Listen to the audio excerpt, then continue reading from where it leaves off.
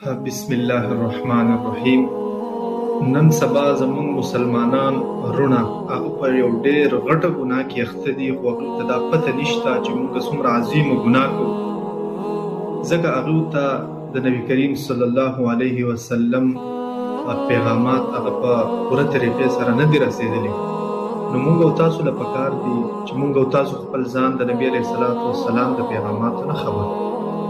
هغه پیغام دا د نبی کریم صلی الله علیه وسلم فرمایي: اذا مدح الفاسق غضب الرب تعالی واهتز له العرش.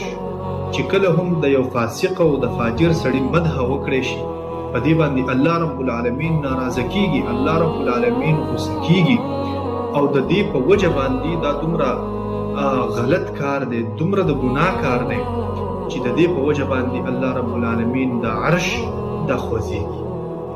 د دې وجې نه په بل ځای کې نبی کریم صلی الله علیه وسلم فرمایي چې تاسو کې چا د یو بدعتي سړي هغه له تاسو وقار ورکو، هغه له تاسو عزت ورکو، تاسو یو قسم لا د هغه سره د دین په نړولو کې تاسو حصه واخیسته.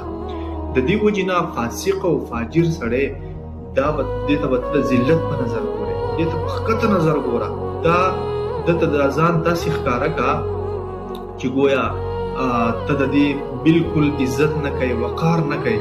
نو دا به خپل په دې اقوالو، په دې خپل افعالو، په دې خپل اعمالو باندې نظرثاني وکړي، او دا به وایي چې زما دا فلانکي غلطي ده، د دې په وجه باندې خلک دا زما عزت نه کوي. نن سبا ډېر خلک خپل لیډرانی هغه د الله رب العالمین په مخالفت باندې، د نبی علیه السلام په مخالفت باندې په اسمبلو کې هغه بیلونه پاس کوي. خو دغه خلک دا مسلمانان دا چې کله هغوی راشي هغوی ته هارونه اچوي، د هغوی دپاره د زنده‌باد نارې وایي، او هر ځای کې د هغې دپاره کمپینې چلوي. نو دا څیزونه دا د ګناه کار دی، د دې نه ځان ساتل پکار دي. الله رب العالمین دې په دې حدیث باندې موږ او تاسو له د عمل کولو توفیق راکړي. جزاکم الله خیر.